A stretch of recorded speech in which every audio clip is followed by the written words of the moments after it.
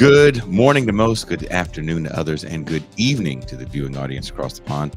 My name is Jason Miles, and welcome to another episode of This is Revolution Podcast. Apologies for the delay. It's a very complicated day here on TIR, as we're trying to do something we've never done before. We've had, of course, call-in shows, but never have we had people call in from prison. We're going to talk about prison conditions with journalist Matthew Whalen, and there's definitely some prisoners that he's been in contact with over the last few years, and doing his writing on prisons conditions. And we've been talking about this for a while, of actually having these guys call in, which, as you can imagine, must be really difficult. It's not like you can be like, hey, excuse me, I need to make a phone call so I can talk shit about the prison. Not generally, sure, go ahead. No problem. You want the good phone? With the warden's phone? That generally isn't the case. So, I just want to say thank you. Appreciate your guys' patience. If you do like what you're seeing and you're new to this channel, please hit the like and subscribe button. This massive gesture that goes an extremely long way to helping validate my low self. That's all that does. But let's get into today's episode. On today's episode of TIR, we confront the stark realities of the U.S. carceral system, focusing on the brutal conditions inside Alabama prisons. The U.S. is notorious for having the highest incarceration rate in the world, and Alabama stands out as a grim case study for what many scholars and activists have long called a form of modern slavery. The state's prison system is severely overcrowded, underfunded, and rife with violence, neglect, and systemic abuse. With prisoners subjected to inhumane living conditions, forced labor, and an indifferent legal system. Alabama's prisons highlight the broader contradictions of the capitalist society that profits off punishment and exploitation rather than rehabilitation justice. Our guest today, journalist Matthew Whalen, has dedicated his work to uncovering these harsh realities, particularly through his Substack article, A Life in an Alabama Prison, and a recent interview that has brought attention to the horrific living conditions behind bars.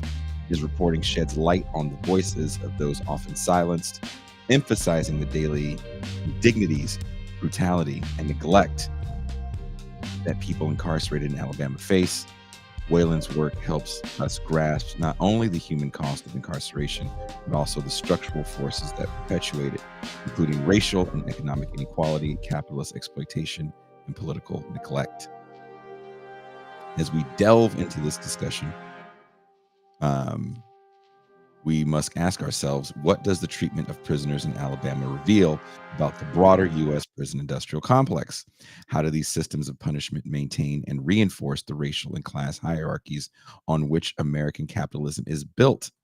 Whalen's work encourages us to move beyond liberal reforms and understand the carceral system as a fundamental pillar of capitalist exploitation, a system in which prisons function not as institutions of rehabilitation, but as warehouses for surplus populations deemed disposable by the state.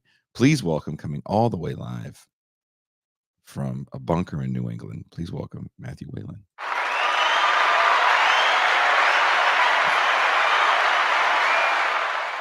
Thank you for having me. So if you send him, it was a very warm round of applause too. Thank you guys. Yeah. If you send him the video link, like he has a computer in front of him or his phone, he could do it from his phone, I think too.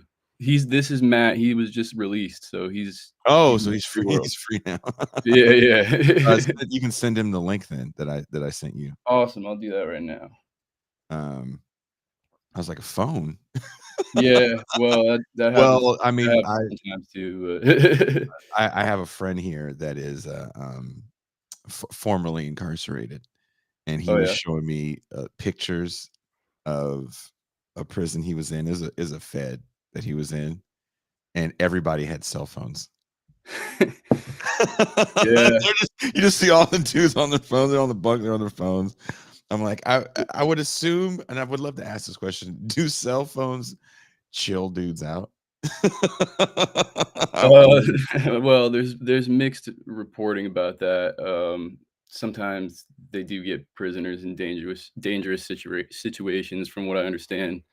Um, but also, in my experience, there are fewer cell phones among prisoners now than there were a few years ago. I'm not exactly sure. Are they cracking down on it, you think?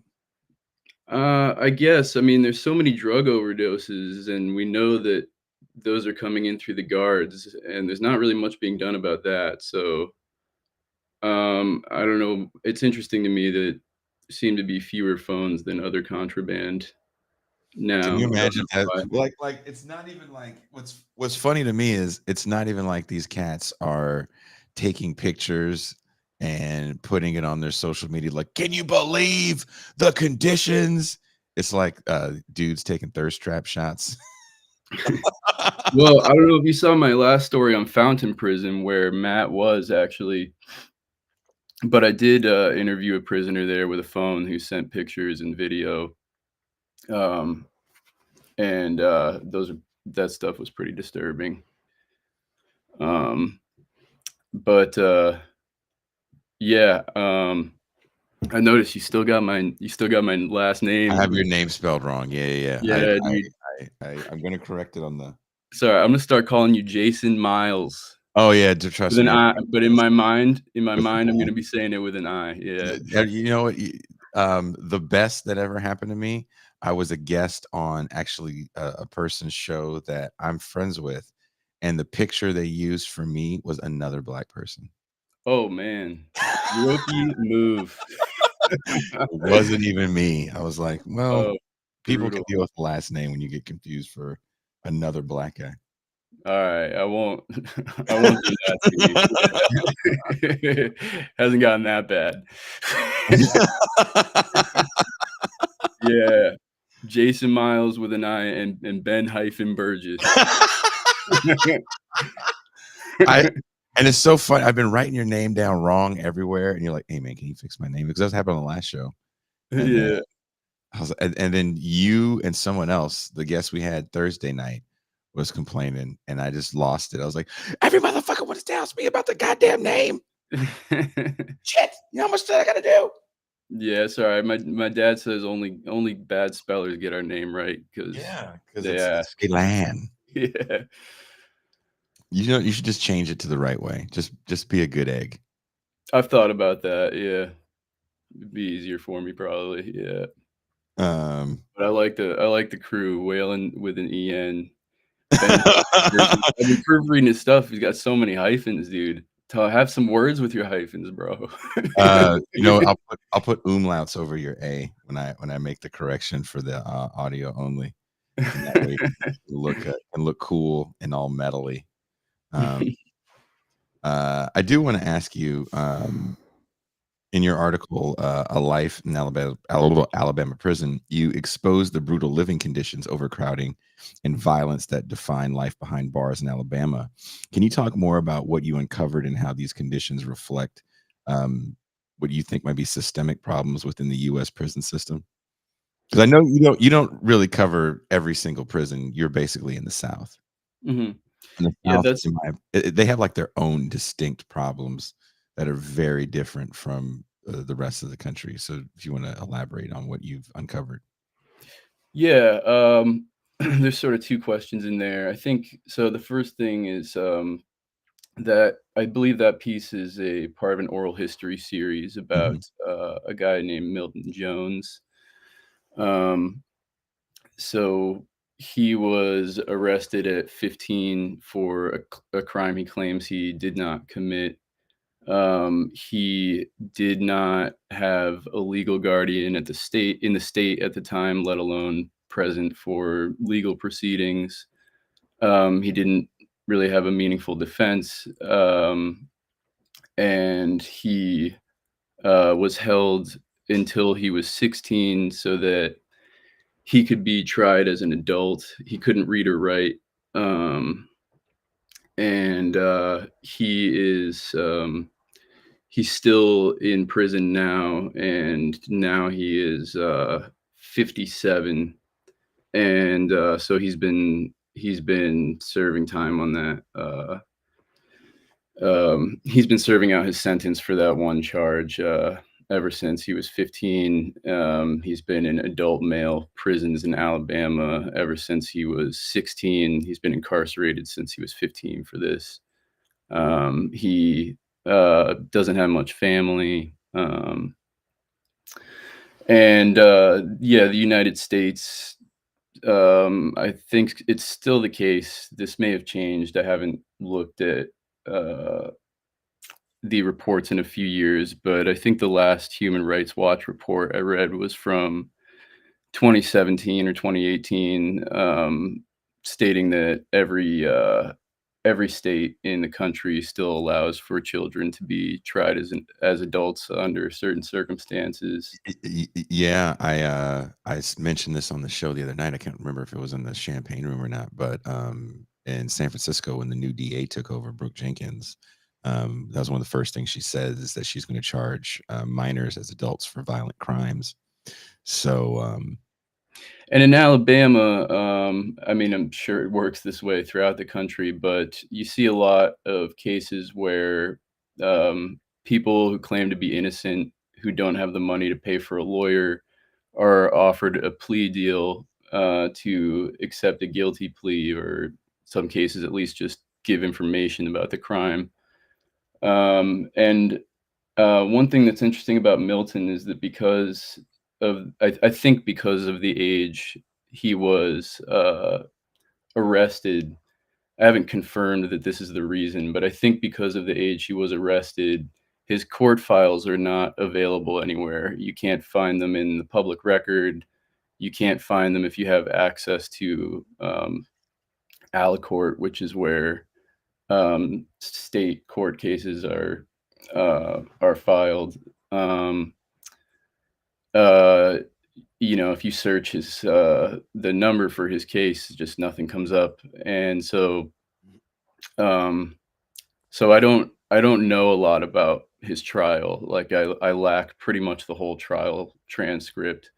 I have one 10-page case action summary that by itself is pretty uh interesting. I mean, I don't want to say it's revealing because there's so much I don't have, but even there's some things that are noteworthy. There's a lot of reliance on physical evidence before DNA testing was possible. there's a line that I think they say they found a Mhm. negroid hair. They found yeah, so one of the pieces of physical evidence used that is named in that case action summary is they found two negroid pubic hairs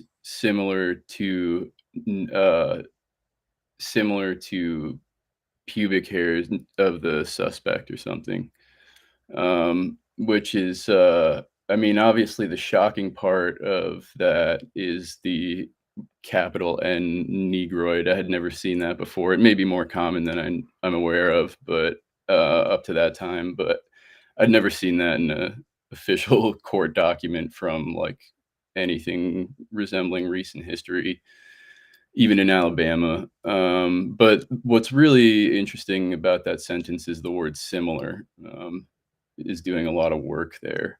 Mhm. Um, 'Cause there's no DNA on this. But this is right. he gets arrested actually during the era of DNA testing, right? 'Cause it was it 80 what year did he get arrested? Yeah, 83 he was arrested. Oh, that might Yeah. be before. So I think it was just before. Just I before. could be wrong, but I think it was just But before. 83 and this is small town Alabama. This isn't like Tuscaloosa or Huntsville or, um This is Birmingham, I oh, it's think. Birmingham. I Okay, think so he he lives in actually got arrested in Birmingham. the big Yep. city. Okay, yeah. Mhm. The big city, if Yeah. you've been in Alabama. Um, and, yeah, he's had no meaningful defense since then. I met him just by chance. I was interviewing another prisoner who was like, "Hey, you should talk to this guy," and, um yeah, he's a really sweet guy, and It's a really heartbreaking case, and um, yeah, and then to speak to the broader question you asked, Mhm. there are many issues in Alabama's prisons. Overcrowding has really been I think, most persistent, longest standing one that so many of the other problems within the prisons themselves, obviously there are other problems that cause the overcrowding, but within the prisons themselves, um, overcrowding has been a constant problem in Alabama prisons since the beginning of their construction. Um, and uh, another few important themes I think are forced labor up to this day. Um, it's changed a lot, obviously, but it's still quite widespread.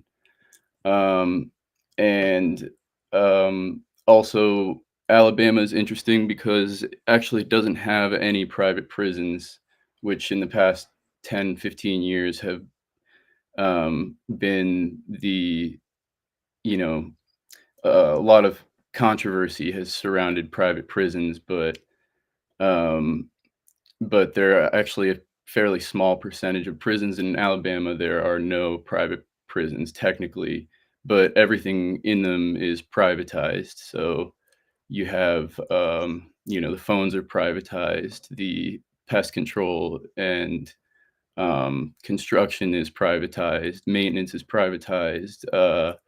The food is privatized, the medical care is privatized, and all of it is very low budget. And so, in this era, not only are people still experiencing forced labor, they're not only captive workers, they're also captive customers because if you're in prison, you don't like a certain product, like, too bad, there's not another one. You can't, choose a different phone provider, and you have to pay for all that shit, so, Are they um, paying for, like, their clothes and blankets and things like that too, or they're issued a certain number of, clothes. I'd be interesting I mean, the thing is, when I say everything, I really do think I so mean everything, like, they yeah. don't have to pay for their clothes, but the clothes that they're issued. But if they want, like, running shoes or something, then you have to have a family member go on a website that the Alabama Department of Corrections uses, to that is just for this. They just sell things to prisoners, and Mhm. prisoners can only buy them from from, uh, from that place. One exception well, I mean, it's a little easier with books, I guess, is one exception. Like, you can't just send a book, like, from your house to somebody in prison, but you Mhm. can order it from any private company. That's not the same with, like, basketball shoes or any other, like, sort of extra thing you might need besides what's issued. I would think, I could be wrong about this, be interesting to do an open records request about it. I would think somebody still has a contract and is making money off of, making the clothes that are issued to the prisoners, even the free ones, even if the prisoners aren't paying for them. I would imagine the state is paying some company for those clothes. Um, I know Cook's Pest Control, I confirmed because, I was interviewing, a prisoner once when there were, bug and rodent infestations, basically, and they had somebody, from a local company come, like, spray, but he was ordered, like, not to use too much and not spray in certain areas. But what was interesting to me was the person I was on the phone with started talking to the maintenance guy, and I was able to figure out that he works for Cook's Pest Control, Mhm. which is interesting because usually it's very hard. I've asked the ADOC, like, which company has a contract for this, what has a contract for that. They won't tell you. Companies bid on these contracts, and then basically you have to get an open records request to figure out who got them. Um, So, and Cook's Pest Control has a 99.99% customer satisfaction guarantee in big red letters on their website, but Depends um, on the customer, I guess. not these customers. Yeah. Yeah. I mean, There's a great book, by the way, called Mm, Prison Profiteers: mhm. Who Makes Money Off of Mass Incarceration. That's very good. And I just want to say one thing too, because I was just reading my Larry W. Yackel, and because there are not a whole lot of books on this stuff, on certain aspects of this stuff in Alabama. But it's just one thing to keep in mind here is uh the conditions of confinement in state institutions were never such as to avoid the deterioration of inmates' capacity for living as ordinary citizens. Certainly, those prisons never promised seriously to change criminal offenders for the better. From the earliest days and increasingly after the Civil War, the Alabama penal system was charged at once to pay for itself and to accommodate large numbers of inmates. Those two themes, the requirement of self-support and crowding, were ever in conflict. The attempt to reconcile them condemned the Alabama prison system to failure. And I think that that is true up to this point, even after in some cases, serious efforts were made through the 70s, kind of ending in the early 80s to try to reform Alabama's prisons. But I've been talking for a while, and you might have other questions. And Well, I don't know if we're just Matt trying to filibuster till our phone rings. okay. So I sent Well, him I did wanna, kind of sit here and talk a little bit about the privatization of these functions in a prison. Um, there's maybe not people that watch this shows, but there's definitely a lot of people that believe in the freedom of a market and this idea about competition will breed, better services for everyone. But monopoly capitalism is something that is kind of over these people's heads, and the privatization of systems like prisons, right? So this isn't a private prison. Another folly of Michelle Alexander's book, The New Jim Crow, is that there's such a massive point about private prisons that for a long time, that's all, and still to this day, it's kind of all people understand, is that oh, all prisons are private. It's like, no, most of them are run by the state. also that book focuses a lot more on policing, if I remember correctly, than prisons. She's got quite a few prison chapters in it. I Oh mean, yeah, that's the cover of the book. Remember, it's the dude behind me. yeah, of course. It's been a while. But yeah, it does. It does. It does. I mean, she's trying to, her theory is like, uh, police are from slave patrols, which is not true. And she goes from there. That's the KRS-One theory, right? Well, that's what happens when you get your logic from hip hop. Hey man, don't be I'm knocking not, the blast. Don't be knocking the blast master. I'll knock him to his face. What's he gonna do? Tell me something else wrong? Remember when everybody thought he was the smartest man? I used to think he was the smartest man in the world, and I read a book. I still jam to his tunes every morning on the way to work. Just saying shit wrong all the way to work.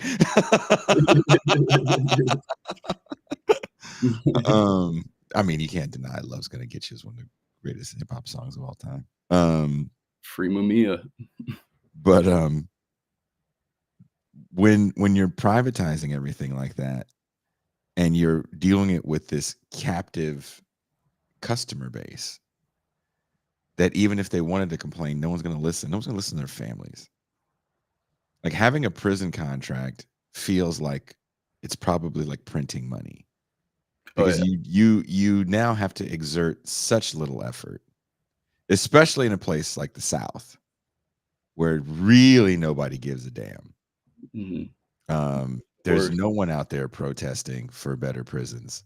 There's no for a lot of people that in these towns, and maybe you want to speak on this, they are the employer of record. So Yeah, who's going to speak up but against? they don't really hire that many people, bro. I mean, I'm talking about Fountain Prison. You've got 11,000 people in there, and Mhm. like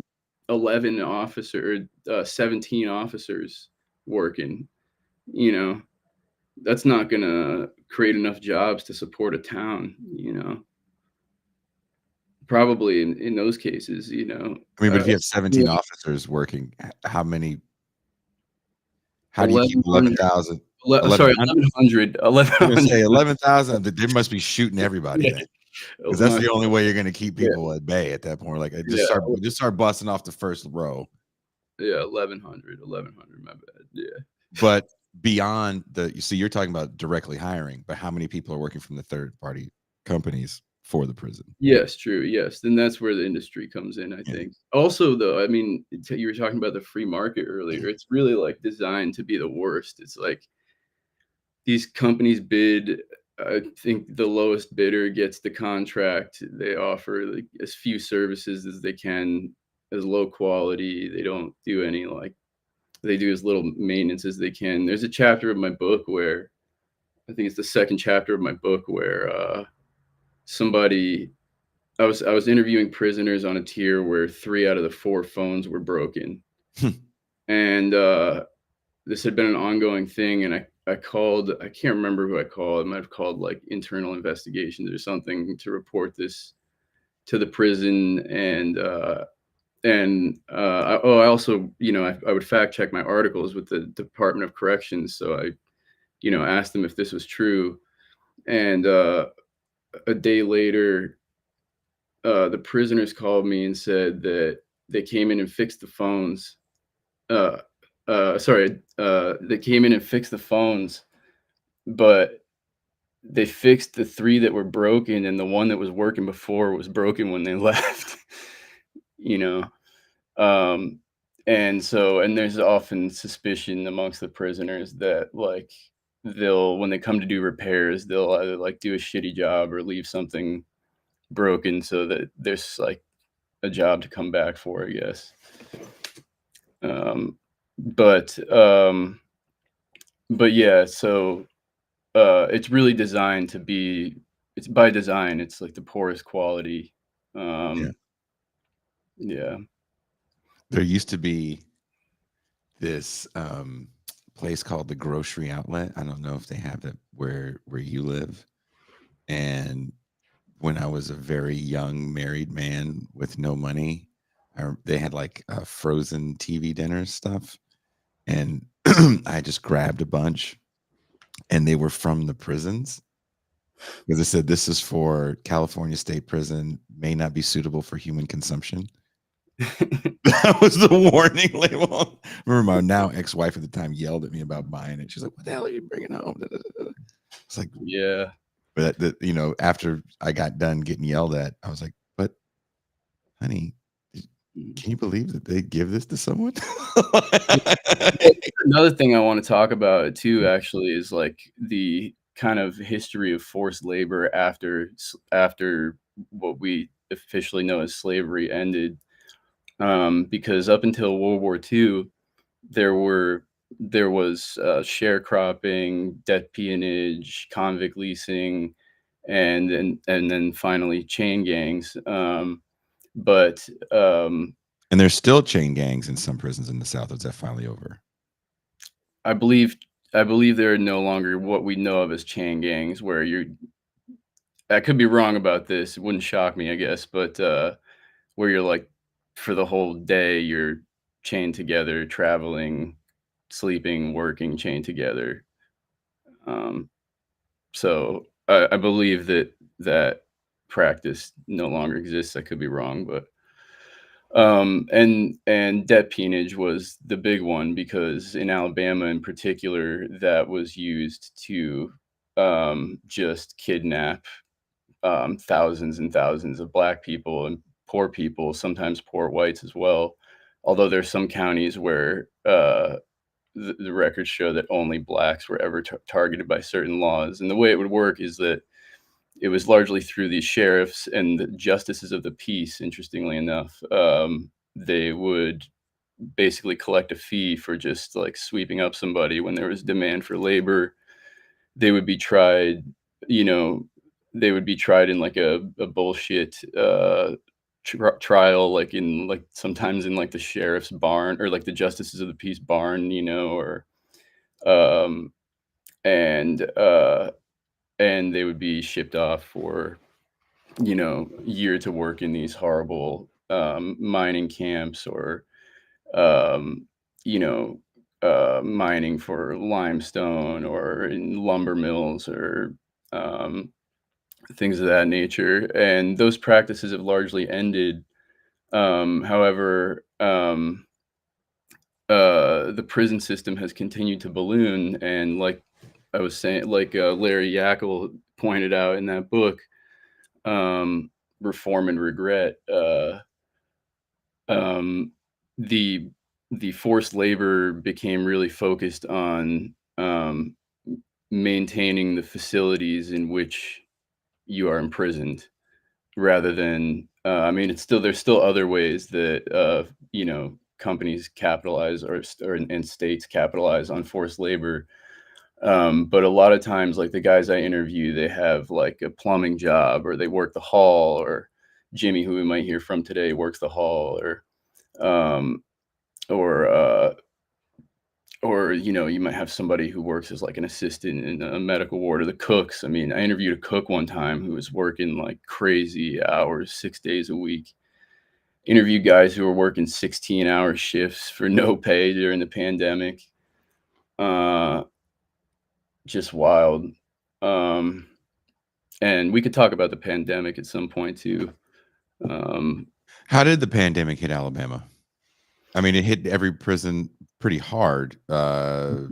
For California, they weren't releasing prisoners. Actually, every county sued the state to make sure that prisoners weren't being released into the general population. I was actually working at a facility where we were getting prisoners that a lot of guys had actually served out their time mhm. or had been paroled. And by the time the shelter in place orders had kicked in, it was pretty horrible for those that don't know. At one point in time, San Quentin was the hottest spot for COVID deaths per capita, and that includes staff as well. People were literally from staff to inmates dropping off like flies, and a lot of it had to do with mismanagement, if you will, from the warden on down. From a person I know inside who actually told me what happened with that. All the guards had got together, and when they knew they were getting COVID positive prisoners, because there's always prisoners moving in and out, right? They were like, "Hey, let's just clear out the gym, and we can put these dudes in the gym, and we'll set aside, 2 shifts of guards for them, so they don't have to interact with the general population, and we can contain this thing, like quarantine it." And from the top down, they were like, "Nope, they'll be fine." Interesting. They actually did that in Ventris Prison in Alabama, which is the prison that my book is largely about. Most of the chapters in the book are about Ventris. Um, and yeah, they cleared out the gym and had prisoners in. So they had did they have a low outbreak rate then? I should know the answer to that question better. My book really covers the first 6 months of the pandemic. But yeah, I mean, you have a lot of older guys in there, a lot of immune compromised people. Alabama Department of Corrections told me via email that it was impossible to social distance in any prison, in any of their prisons. Oh, any of their I was gonna say, yeah. Well, they said any prison in the United States. I don't know if that's true. That's not true. I sort of doubt that. I mean, I live in Vermont, and you It's know, just not true. Not everybody the South has their own, like, I wanna but keep certainly, yeah. I took it as an admission that they they don't that you can't social distance in any of their prisons, which the inmates agree with. I mean, you're 3 to 6 feet away from somebody all the time. Alabama's prisons, at the time I wrote the book, were 180% of capacity. Jesus. now they always hover basically around 170. And also, I think Alabama, this is one thing that comes up in the book about privatization in the prison system, even in public prisons. Every aspect of them being privatized is that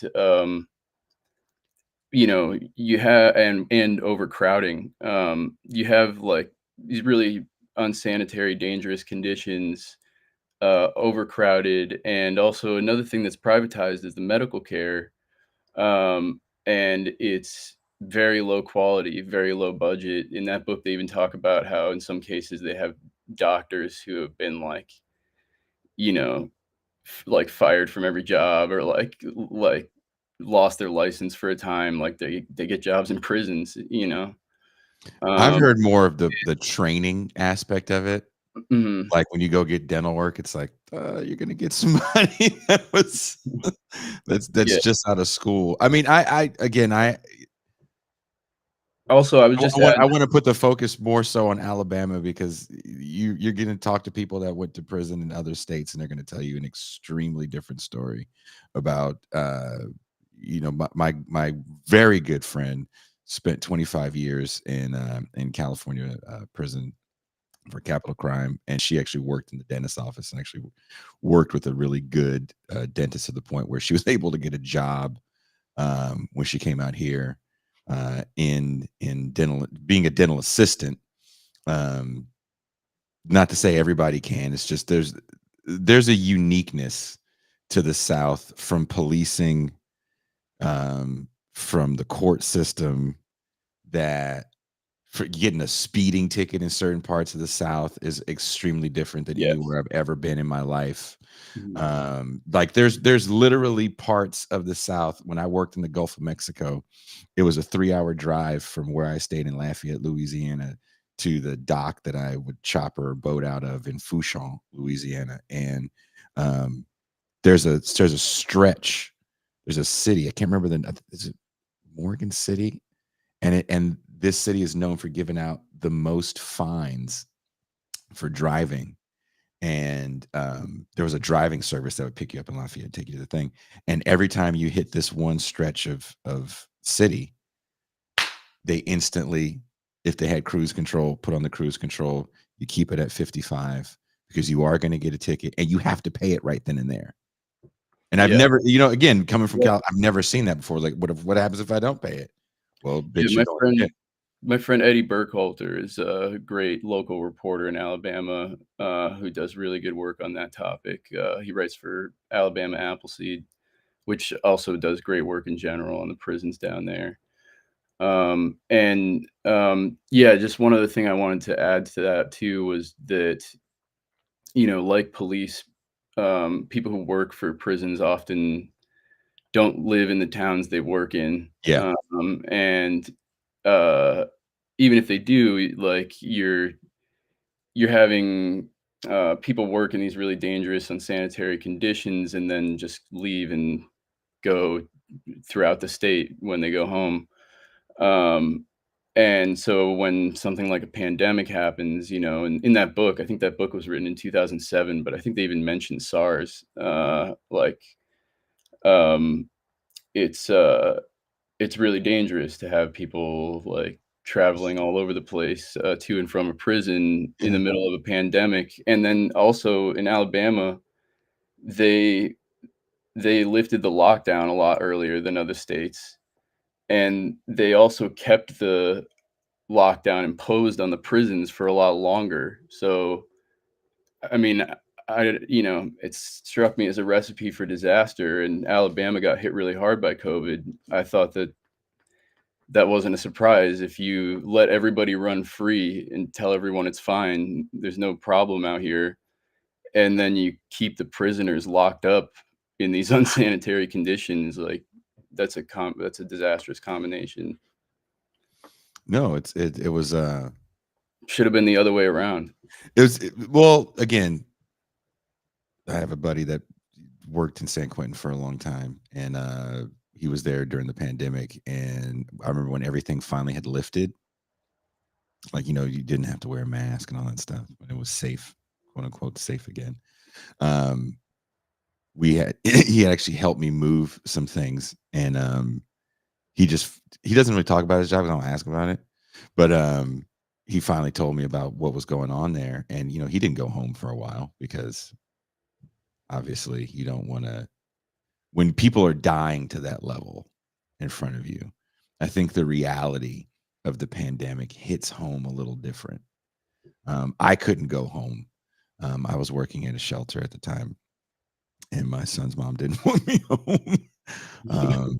Fair enough, But so I do know that a lot of us, if you worked in certain conditions, it was like, well, you got to figure it out where you're going to stay because you don't want to kill everybody in your house because you're seeing in real time kind of the horror of what COVID was, and um, the scariest, most frightening thing he told me was that they had gotten some nurses because again, staff was like falling off left and right from New York, and when New York was getting hit really bad, right when they had the refrigerator trucks backing up to the hospitals, and a similar thing was happening in the prisons, but no hospitals would take these people because they were coming from the prisons. And part of his job was to take prisoners and transport them, right? Mhm. And so when he was taking the people to the ambulance, they had all these ambulances backed up, and the ambulance driver had looked at a nurse, and he's with the nurse, and they had maybe 3 or 4 people, and the ambulance driver was like, I got room for one more. And of course the nurse is like, well, we have these 3 that have to go. One more. And the nurse is like, no, these 3 have to go. And the guy's like, look, man, who lives, who dies? Right. But that was kind of a common thing for this person. So it was like, go. Right. And my buddy's like, sure enough, these 2 cats died. Whoever didn't get in the end. And you're just like, whoa, that's a frightening reality. And then, Yeah. Sorry, go ahead. and the fact that also so many of those cats were free. There was cats that sat in for months after they did their time. Yeah. Because there was nowhere for them to go. And then if they came to our facility to quote unquote quarantine, you went from being locked in a cell. The only thing better, I don't even know if it's better. We locked you in a hotel room for 3 weeks. Mhm. And you got 1 hour, 3 20-minute breaks of time to walk outside. Of course, we socially, everybody had it was like a fire drill, right? Everybody had the space they could go. We gave them cigarettes, little shot bottles of booze, and 3 meals. That's it. And I don't know if that's any better when you get out. And there was definitely cats that it was really bad, really, really bad. Yeah. But Yeah. Yeah, I mean, Alabama was one of the states that had a leaked memorandum about what was going to happen if I think I talked about this actually on the last show, so I won't get into it too much, but about preach. what their what one of their contingency plans if there were mass deaths due to COVID, and it wasn't the only instance in which there was a contingency plan to use prison labor to bury bodies, basically. So I remember that. Yeah. yeah. But yeah, the pandemic was, I mean, it was interesting because I started writing the book before the pandemic, but it really, there were so many existing problems in the prisons already, and it really made all of those worse, and obviously added new ones. It was a pretty terrifying time. Do we have any update on Is he not in the nope. no? You want me to try to call him? We can. You want me to you want to Yeah, send me his number in the private chat? yeah, sure, yeah. Yeah. I'll let him know. And While you're doing that, here's another one. Yeah. Alabama's prison population is disproportionately black, a reflection of the racialized nature of mass incarceration in the U.S. How do you see this as a continuation um, of a legacy of Jim Crow and slavery? Um, because were you in all over Alabama or just? Let me just send you this Sure. text. I have mostly covered. I've interviewed prisoners who have been in almost all of them. I think the place where I had the most sources used to be Ventress, but I don't have as many sources right now as I used to. And people get transferred or they get released, and you don't know. But I've written about Fountain Prison quite a bit as well. I wrote a lot about Fountain Prison during the strike. Um, and yeah, I've interviewed people in Kilby, which is sort of the intake, which is where you go after your sentence before they decide which prison you're going to go to.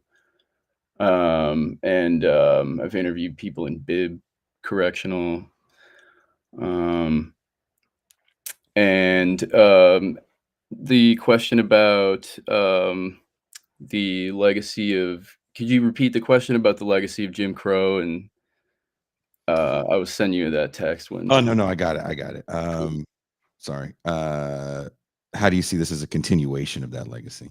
Mm-hmm. Well, I mean, I think that this is one area where I feel a little bit.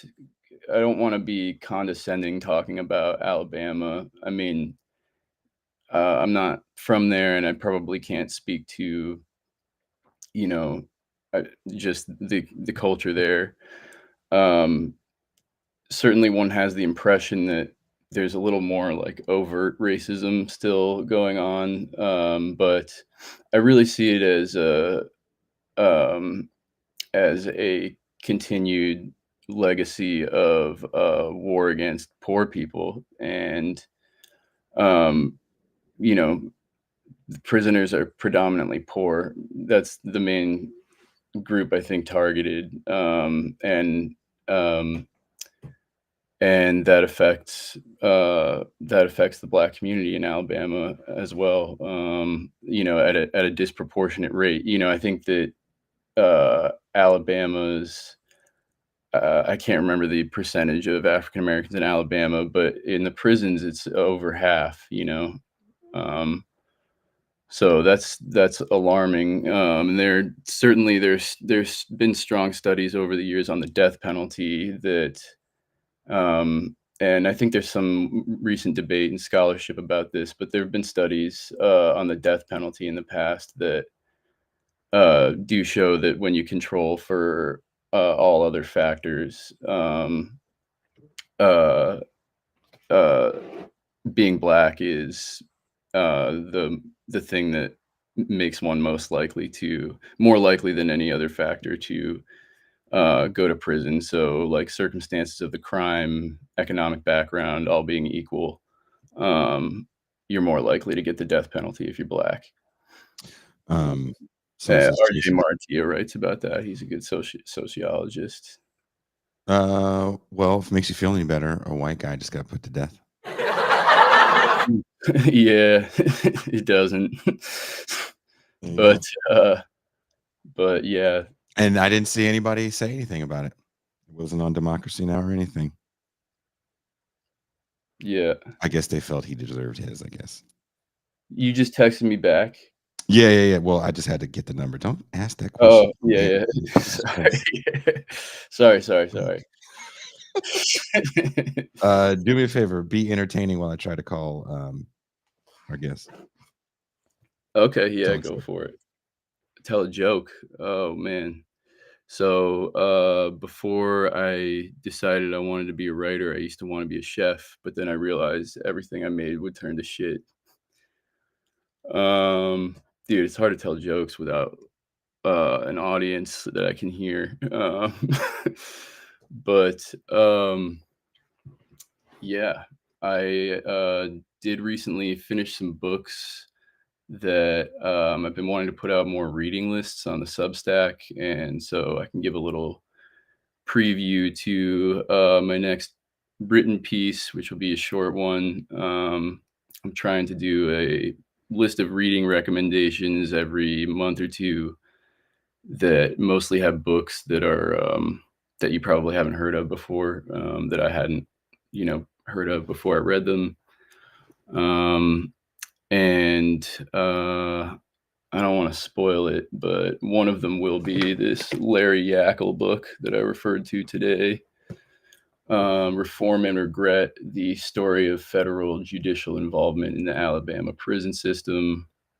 And that book is really about the decade of efforts to try to reform the Alabama prison system through the courts, which is kind of the second time in the century this happens.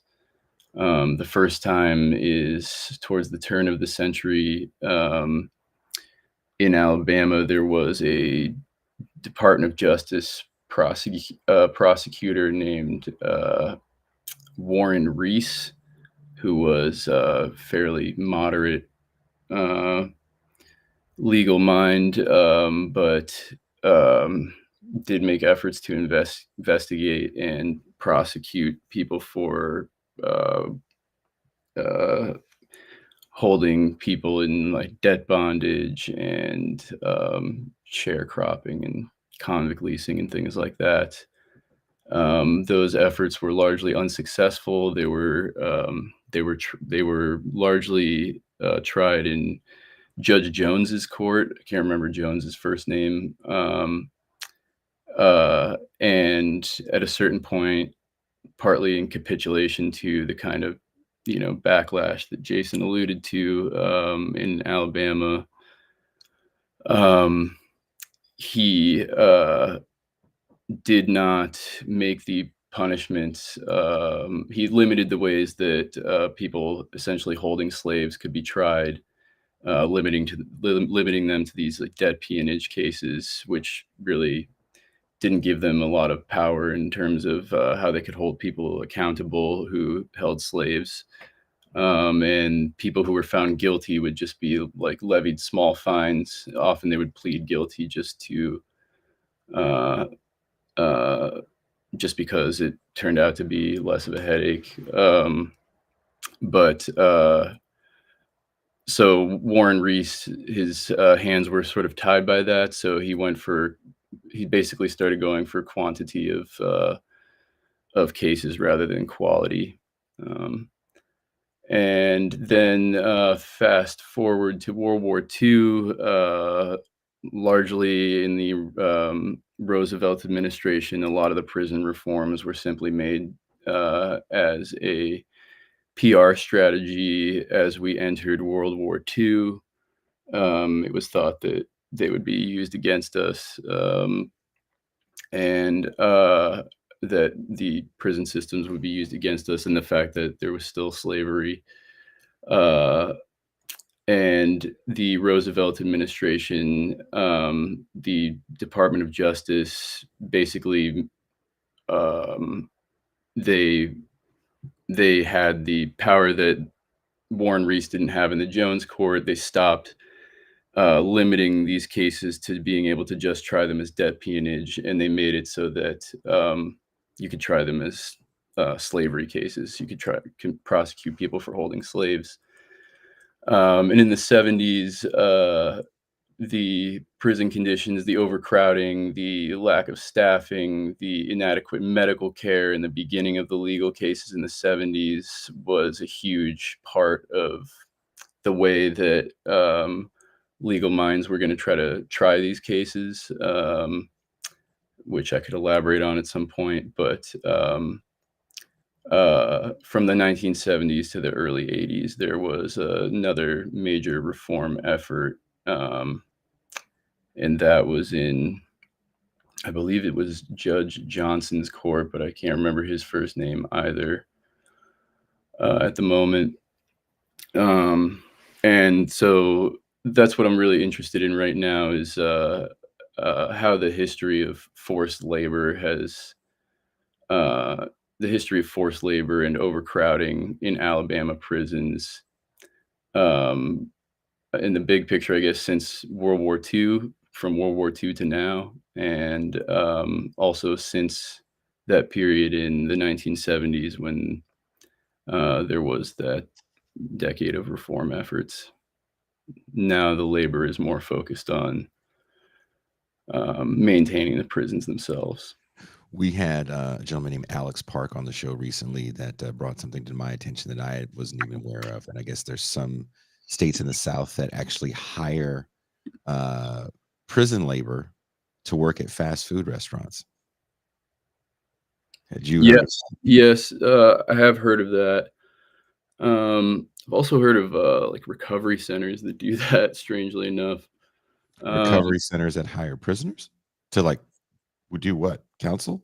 to like outsource labor to no, I'm sorry. Recovery centers will there are certain recovery centers that will outsource labor to like fast food restaurants.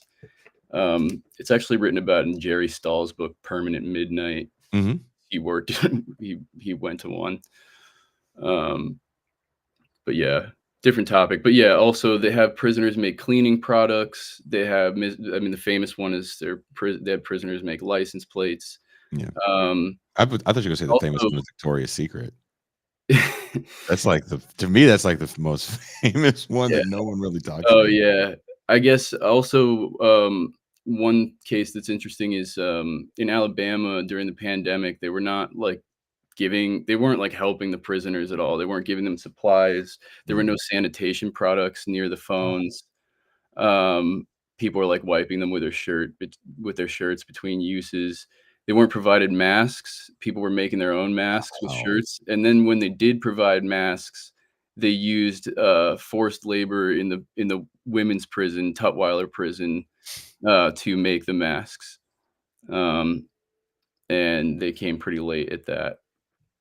Damn. Yeah. Um, I did wanna So the women's prison, they made all the masks for all the men's prisons during the pandemic, at least oh, by the way, the in the population beginning of the pandemic, yeah. by the way, the 2020 census has the population of Black people in Alabama at 25.8%. Yeah, and, over there you go, and over 50% of the In prison prison. population, yeah. Um, in your work, you highlight how prisoners in Alabama are often denied adequate health care, legal representation, and basic human rights. What role does the state government play in perpetuating these conditions? And why has there been so little political will to address these atrocities? You and I are both from coastal cities. And in these coastal cities, you definitely have an activist class, an NGO system. You're aware of myriad social causes. In your time in Alabama, were you able to connect yourself with an activist class, not just formerly incarcerated people, but other people trying to work to change the system? Or did you find that it was relatively quiet? Uh, I would say it's mixed.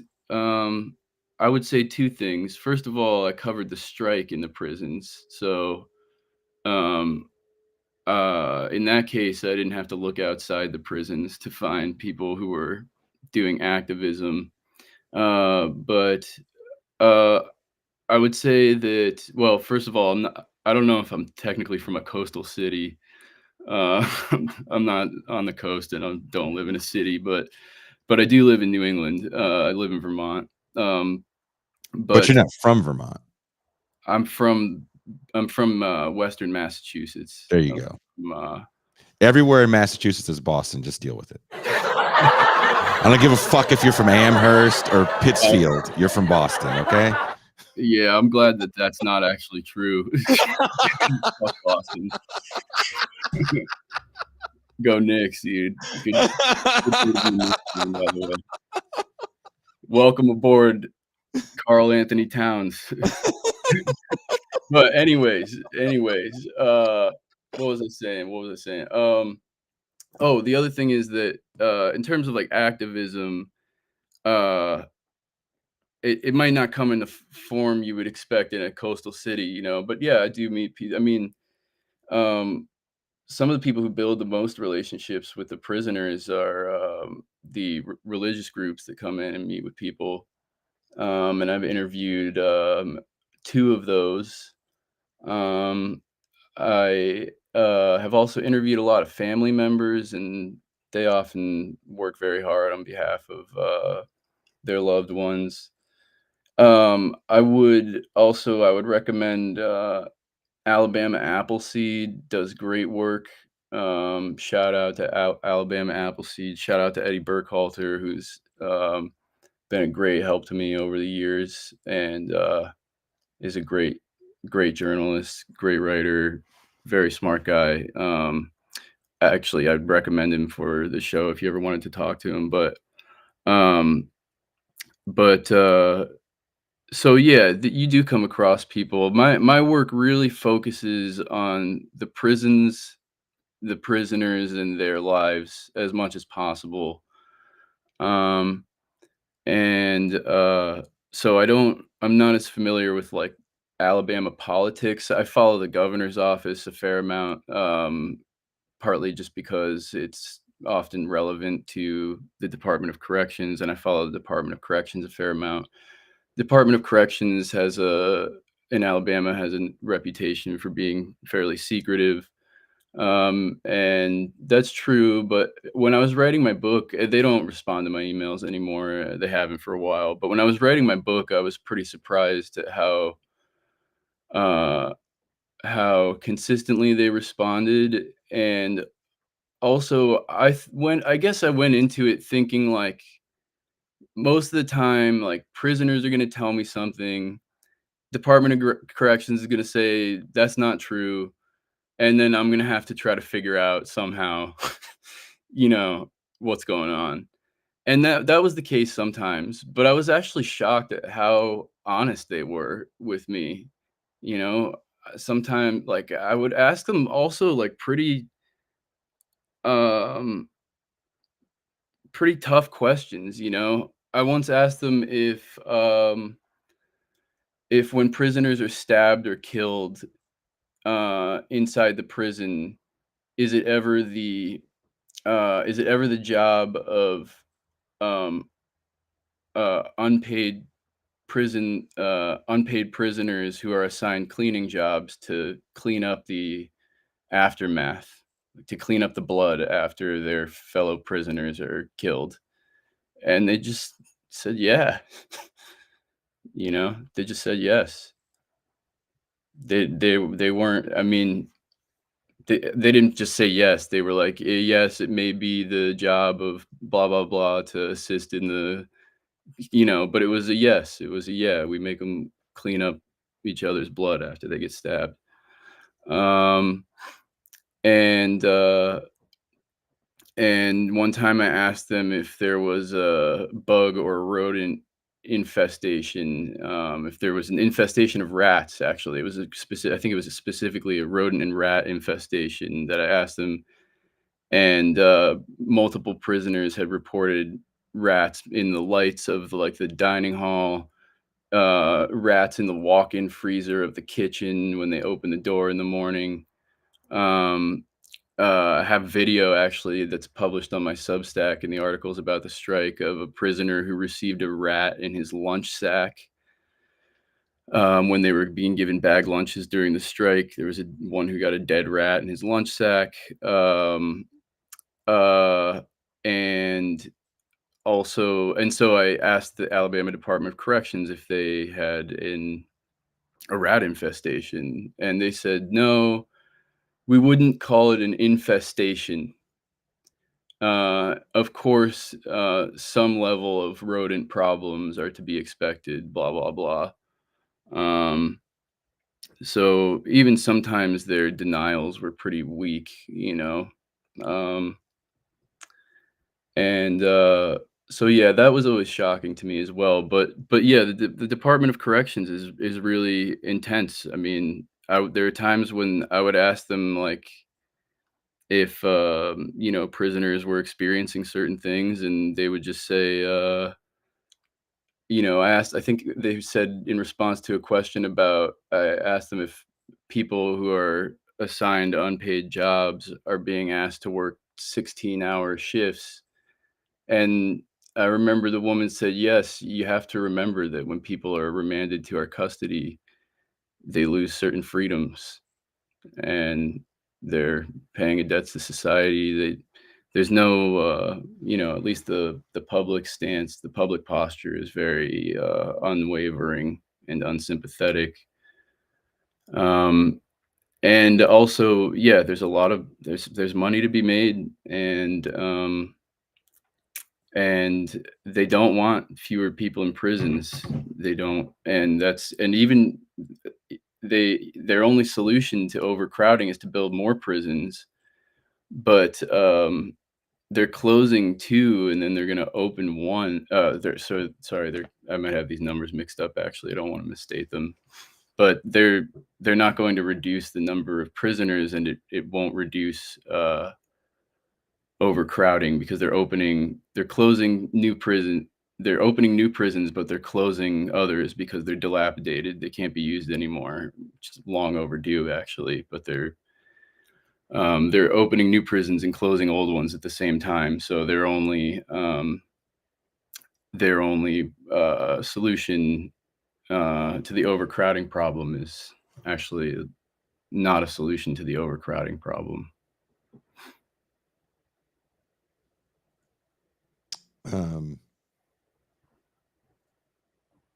Sorry. Any luck on your end? No No. answer. No answer. Oh man. Despite the repression, there have been efforts from inside and outside prison walls to resist these conditions. Can you talk about the acts of resistance or organizing that you've encountered in your research? What role do you think prisoners themselves play in challenging the oppressive system in which they are trapped? When you're talking about, so there was someone, and I don't know if you know this, Alabama a few days ago just actually executed a man. Yes. And they executed him with nitrogen gas. And it sounded like a pretty torturous process, because he actually stayed alive for over 10 minutes, where he was like suffocating and dying. The Alabama in January became the first state to execute a prisoner using nitrogen. Eyewitnesses reported the inmate Kenneth Smith, 58, remained conscious for several minutes and violently thrashed and heaved while strapped to a gurney. State Attorney General Steve Marshall has argued in court filings that the method is swift, painless, and humane. In a statement following Miller's execution, Marshall accused political activists, out-of-state lawyers, and the media of perpetuating a misinformation campaign, and said the procedure went as expected and without incident. Miller initially sought to challenge the use of nitrogen. He filed a federal lawsuit in March seeking to halt his execution, citing the state's past execution failures. Do you know about the failures? Oh, yeah. Yeah. You want to talk a little bit about that? Because that's also something that I think is actually fascinating. Yeah. So, so for a period, the Alabama governor, Kay Ivey, she had a couple years ago temporarily suspended executions because there had been another botched one. And there had actually, at that time, there had been a few around the country. But, a lot of them have been in Alabama. I used to know all the names, but I can't remember them now. But yeah, there was one guy who, he turned to the gallery as he was being executed. They couldn't find a vein. It took like a really long time. And he turned to the gallery as he was being executed and said, "Can you believe this?"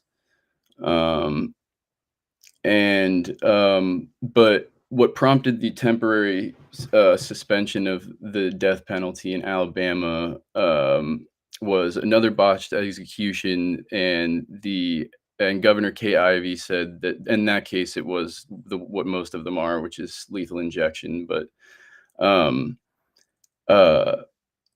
The governor's office had said that they were going to have I internal investigations investigate why that execution went wrong, and that the death penalty wouldn't be used again until that investigation was over. But before that, the governor's office and the Department of Corrections already took the public position that the lawyer filing motions up to the last minute was what caused the botched execution. So they publicly stated their stance on their conclusion of why this happened, and then it was announced that they were going to be the ones to investigate it. Um, and they're not exactly a neutral third party. Um, and so, unsurprisingly, they did nothing, and they ended up with the same conclusion they started with, and the death penalty was reinstituted. That's crazy. Because when you read about this case, this was a man in 2000 that committed a spree killing at his job. Do you know anything about the case? I don't know about that case. I think the ban I was talking about was 2022. There was another man that died either earlier this year or late last year, also put to death. Wasn't he the one though that you're talking about where they were trying to put the needle in his arm and they kept missing the vein? I'm Yeah, so that happened a couple times in a couple states around the same time. One was in Arkansas, one was in Maybe it Al was Arkansas I'm thinking of. but also Alabama had, for a stretch of years, had several botched executions. And I have some notes on that I could try to pull up, but yeah, so it had been a problem going back years, but yeah, there was one. I don't want to mix them up, so I don't want to guess, but there was one uh, that after which the governor's office, made this announcement, and I think that was also partly influenced by the fact that it was happening in other states in the country around the same time, probably. Yeah, Kenny Smith. Arkansas, It was Arkansas. Alabama. Yeah, Kenny Smith's scheduled execution. Alabama prison officials entered the execution chamber and began repeatedly jabbing Mr. Smith's Right. arms and hands with needles. Yeah. Mr. Smith told them they were sticking needles in his muscle, which was causing pain. Um, Yeah, there was one in Arkansas too around the same time, I believe. this is where it's interesting to me to have these conversations because I think there's an overlap between the way a lot of people view the unhoused now. For me, homelessness is the new uh, gang violence. Right? If gang violence was a thing in the 90s, that was a problem. That was the part of the degradation of society. Um, Now the blight of people living on public sidewalks uh, has less to do with the failures of the economic system, but it's really been put on kind of these failures of liberal Democrats, which I always find fascinating because you can find homeless people everywhere in the reddest state with the reddest DA, with the reddest sheriffs, highest incarceration rates. You're still going to find people living on the street, but it's often viewed as kind of it's always a failure of politicians. Um, but so much reporting on it. Of course, the Supreme Court case that came down and said it's totally fine to sweep homeless encampments now as long as you're offering people housing.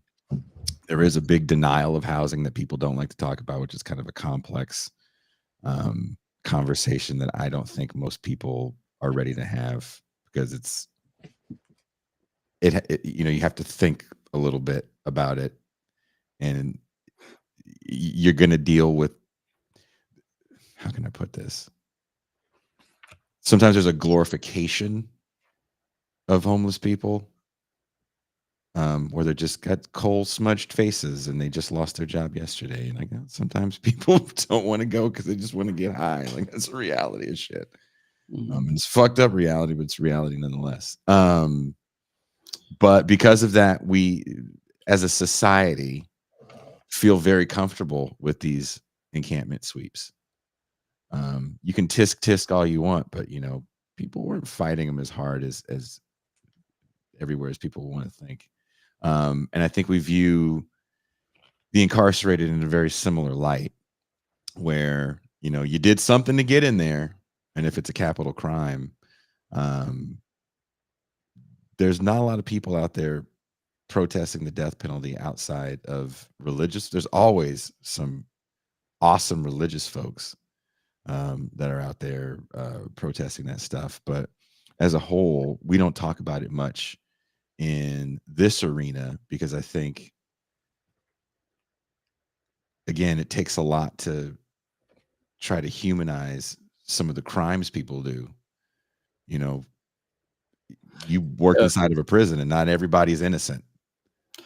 Also, I mean, this is pointed out about the beginning of the legal challenges in the 70s. Like one of the reasons I think there was a calculation made that um, the prison system would be challenged through the courts was because like you're talking about people who can't vote, Yeah. so it's hard to create political will in the mainstream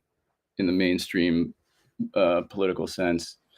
Um, and it's hard to convince politicians to care about people whose votes they're not going after and can't go after. Um, I also wanted to answer your questions about the activism piece as well, because along with the pandemic, another thing that was happening when I was writing the book was the Black Lives Matter protests after the George Floyd killing.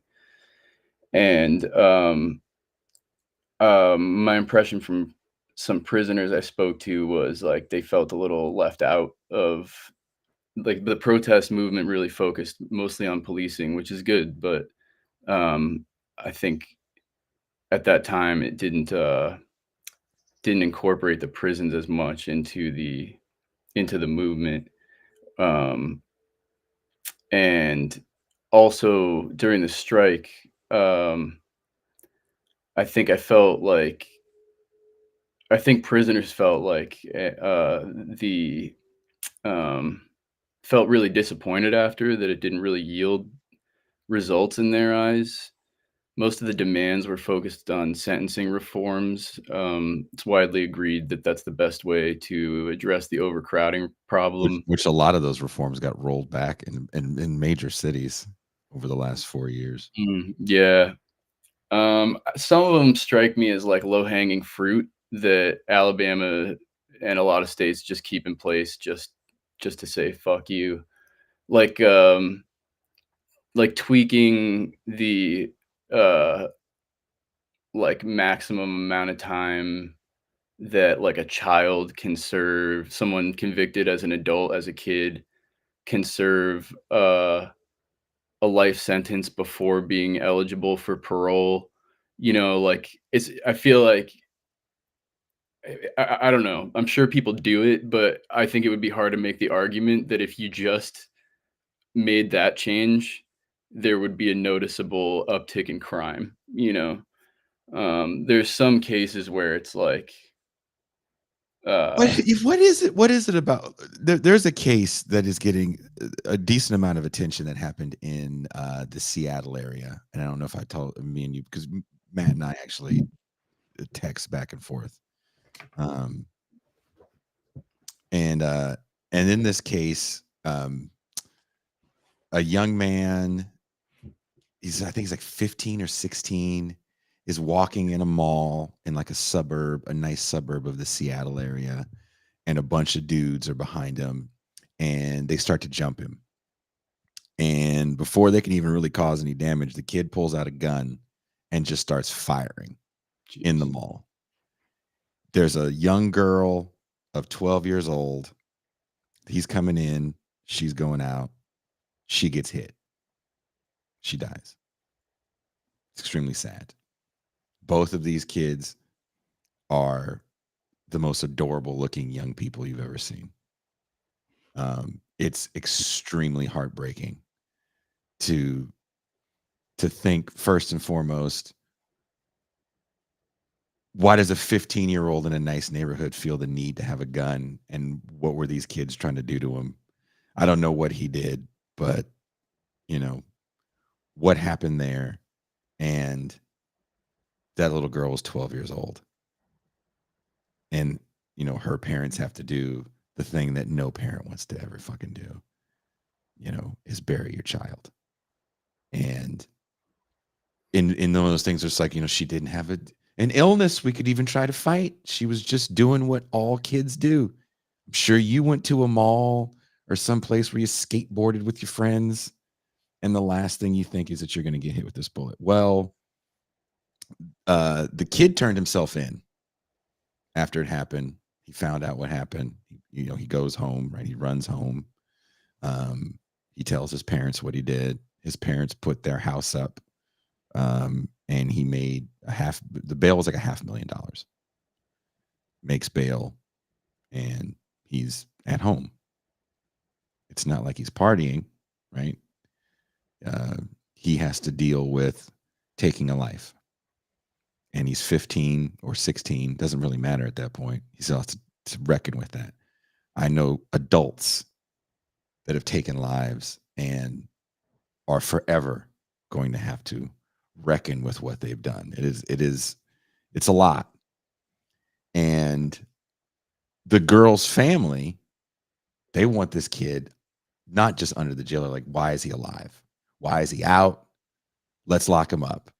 And they are campaigning to deny bail for minors for capital offenses. And I saw something similar 30 years ago with a young woman named Polly Klaas, if you're familiar with that case. It was probably right just before you were born. There was a young woman who got, she was like 11 or 12, and she was having a sleepover at her house. And this guy snatched her out of her house, assaulted her, killed her.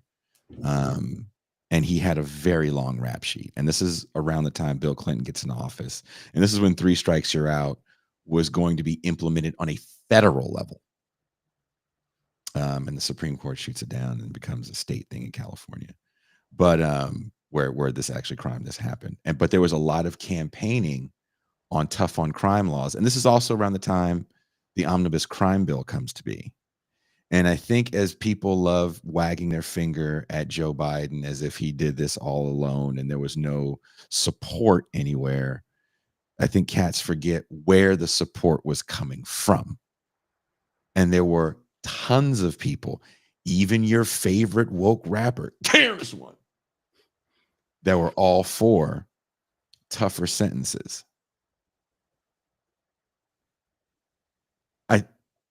2000 for me was a moment where people started to look at those sentences and go, maybe that wasn't the right way. Maybe we can't incarcerate our way out of bad conditions and crime. But all of a sudden, 4 years later, if there was any thought about maybe this isn't the right way, it's all unraveled. And now all we see is punishment. And we want to punish minors. How do we go about trying to change this thought process? Because a lot of your work, you come on the show talking about a man that's charged as an adult at 15 years old, 40 years ago. Mm-hmm. And here we are 40 years later, and people still want to charge 15-year-olds as adults. Yeah.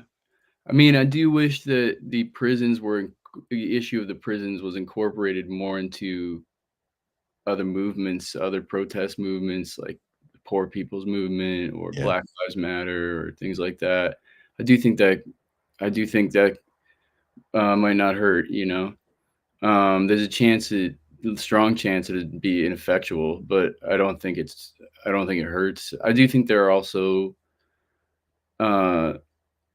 there's also small things that people can do. I mean, I should say I'm not doing anything that nobody else can, you know. Um, I think that you know, talking about that guy at the beginning, you know, he's I think um you know, I guess in general people are they get lonely, and so obviously, you know, so one simple thing that's, you know, I guess if the spectrum is like a small thing you can do and like, you know, incorporating this problem into protest movements Hmm. with an ocean in between those things, you know, I encourage people to like write to people in prison if they can. I mean, especially if you know anyone in prison, like, but also even if you don't, like, you know, you can reach out to people who are going through this. Um, and yeah, you know, like I said, try the big things too, the traditional things, protest movements, putting pressure on lawmakers. I mean, petitions don't hurt, but they kind of don't do much. And you know, I think it was sad that that prisoners were so discouraged after the strike, because it was really amazing that they even pulled it off for that 3-week period, you know. Um, and they they managed to pull it off in every male prison in the state. And one thing I noticed was that prisoners did say they felt that it would have been more likely to be effective if other states had joined in, you know, if there had been more solidarity across the country, both outside and inside the prisons. And so, I don't know, I still think strikes can be effective, and they probably they get, um, they get people's attention, who you're striking against faster than like you know, a rally will. So I think they're worth trying, and I think that if and when people in a place like Alabama with nothing, and you know, with who have nothing but still have a lot to lose in a way, you know, uh, and who for whom the consequences of doing like something like that are much more uncertain, and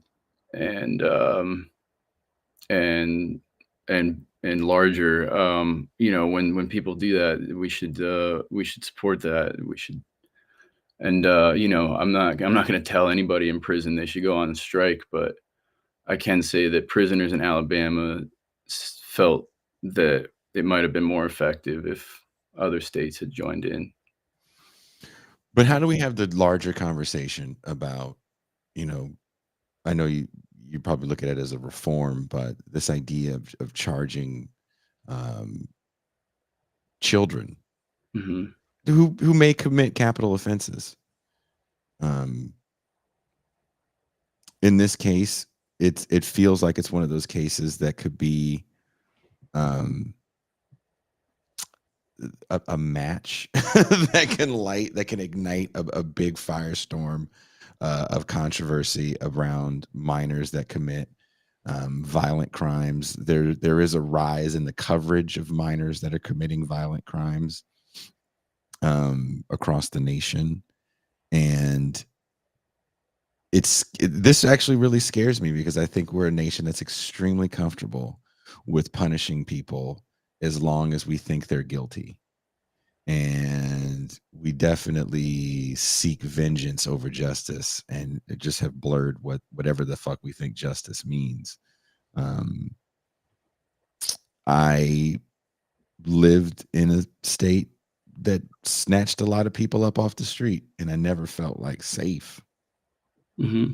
You know, like all the bad people were gone. Yeah. Um, so Yeah. what is just in that regard? And if in this case it doesn't have what's interesting is it doesn't have the narrative of poverty and gang violence that I think a lot of cases generally have. These are both kids from a very well-to-do suburb in Seattle, and you don't want to shrug your shoulders about it because it is fucking horrifying, but is putting this young man under the jail or possibly even to death. I think that's the next goal, right? Well, let's just give these kids the death penalty if it's available in our state. Fuck it. They commit this crime. It hasn't deterred any crime. You worked in Alabama. Texas is another state where they definitely don't mind, pulling the switch on people. Quick, fast, and in a hurry. Politicians have used capital punishment as a campaign tool. I mean, let's not forget Bill Clinton stops his stump speeches to see the mentally retarded Ricky Ray Rector put to death. He has to witness it. He has to stop campaigning to make sure the execution is nice, fine, and neighborly. And no one really talks about that. And this is a bipartisan agreement that capital punishment is justice. Yeah, like all the other bipartisan agreements, if it's bipartisan, it's probably bad. Yeah. They only agree on the shit that sucks for us. But yeah. Yeah, I mean, I don't know. I couldn't put it better. I think, the other thing is, it's not just even when we think they're guilty, it's like, I mean, Scalia once ruled that it doesn't violate the Constitution to execute an innocent person. Jesus, what a he did. Yeah. Yeah. Crazy. And things like this are mixed too. There's a study from a while back now about how when people are polled, they think that, like, generally you should get the harshest punishments allowed for the crime, but then when they look at the cases, they rarely conclude that for individual cases. They think that in general, but not when push comes to shove and they hear an actual story. And so, yeah, I think the public is mixed. But yeah, I mean, like the Jimmy Davis case is interesting because I was hoping to have him on today, but he hasn't called. But there's not really like any proof or evidence that he committed this crime. Like, he was not convicted, in my opinion, beyond the shadow of a reasonable doubt. And so,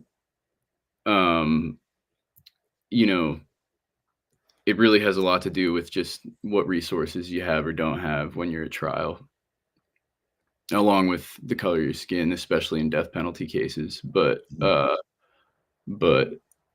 yeah, a lot of it just comes down to your inability to defend yourself. I mean, Jimmy's initial court-appointed attorney, his opening statement consisted of a page and a half, and in it, towards the end, he urges the jury to pay attention to how the prosecutor lays it all out. And the story, like, it's just like he spent like 10 minutes with him maybe before the preliminary hearing. Awesome. Barely investigated the guilt innocence question at all. Just try to make a deal. Yeah, pretty much. And then he brought in another lawyer, another pro bono lawyer, to try to argue the death penalty piece, but he didn't do much. He said in the court filing, in the court files, I actually read that the second lawyer who showed up to try to not get him to try to make it so he wouldn't get the death penalty, like, one of the only things he did was he like showed up to Jimmy's mom's house like late at night, and she like didn't know who he was, and she was confused, and she was scared of him, and he just begged her to, or he told her to come in. She said, "You have to come in and beg the court not to give your son the death penalty tomorrow. And yeah, it was like late at night, and he just like freaked her out, and that's Jesus of course Christ. silent, and like didn't do much else, you know. Show me your tears. Yeah. Can you And, cry on command? Beautiful. How about we just bring in another lady? They don't know. You're black. It's fine. yeah, there were so Bring in many Cicely other Tyson. examples of negligence in that case file. I could send you part of that case file if you're ever interested. But I'm always interested. yeah, Here is I want people to see the coverage on this case, because I kind of want it to soak in. When I say we're repeating the 90s, so much feels like the 90s. George Floyd to me feels like Rodney King.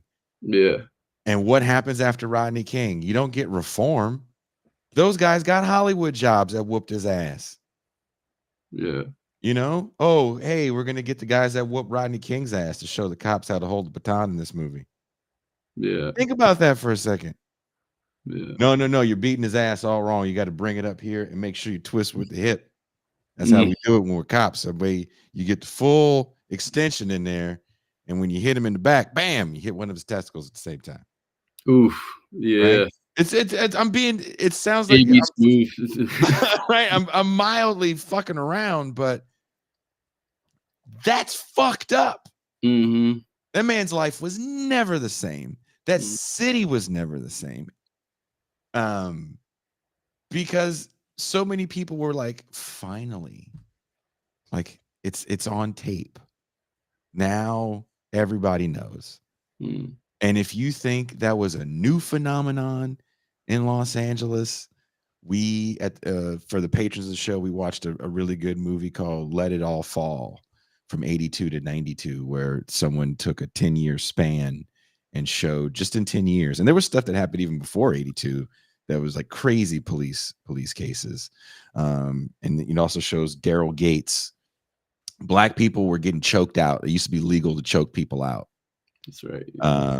Or just say black and brown people were getting choked the fuck out in LA, right? And Daryl Gates, the police chief, when asked about this, like, why are so many people dying in custody on the way to the hospital? He was like, because black people's necks are different and their veins, they're different. So it's not us. It's just these black people are built different. Mm-hmm. You know, slavery, breeding, all that stuff. They gave him these strong veins. He said that shit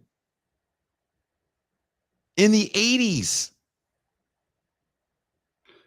Yeah. So here's some coverage. I'm sorry. Go ahead. Yeah. After this, I might try Matt one more time. Okay. Yeah. I'll play this. Go ahead. Out here, like the hugs of relief, can be hard to reconcile with the trauma of what happened in there. I grew up in this area. I went to this mall. I still in it, and so to have this kind of violence, senseless violence occur is upsetting. How could it not be upsetting? Jada Woods Johnson was shot to death just after 6 o'clock in the food court area of Alderwood Mall.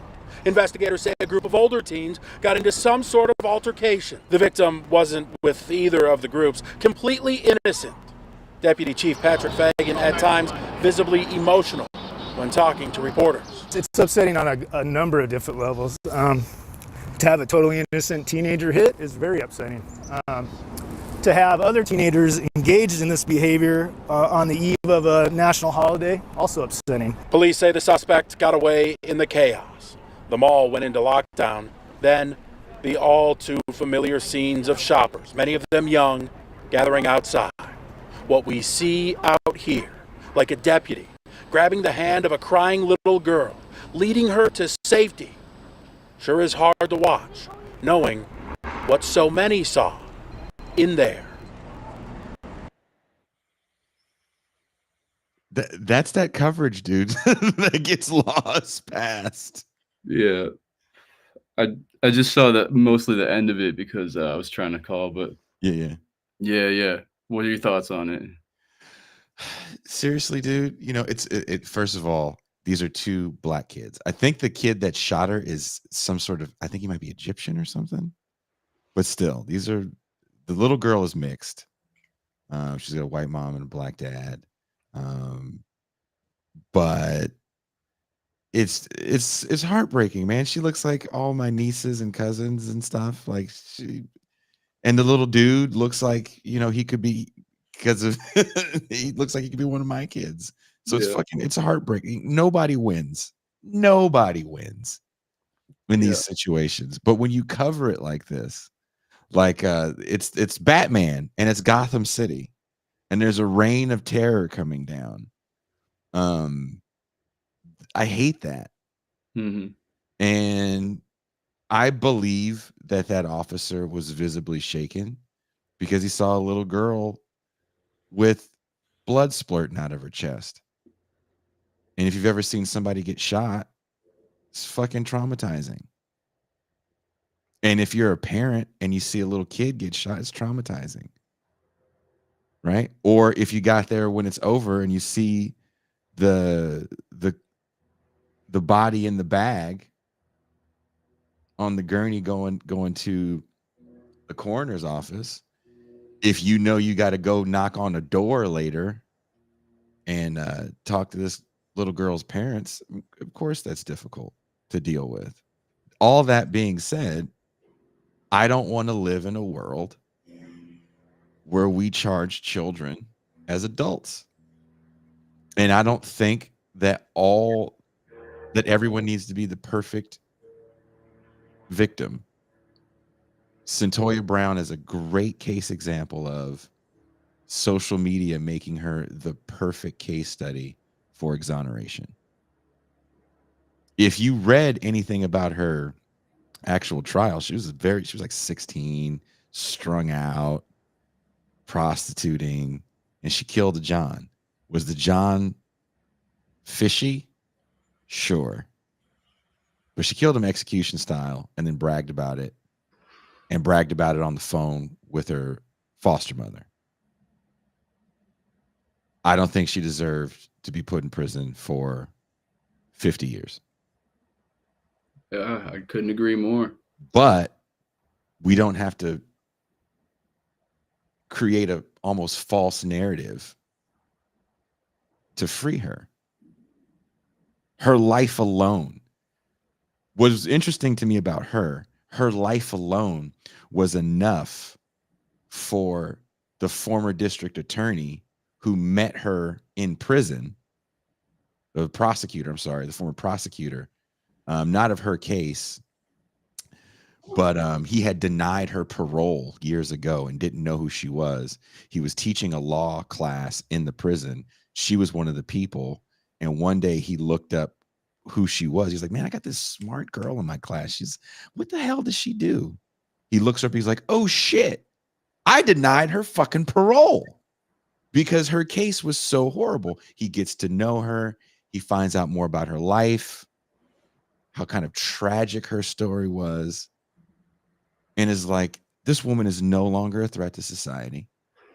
She did this when she was very young and whacked out of her mind at like 16. She should be free. She is an asset to the world at this point now.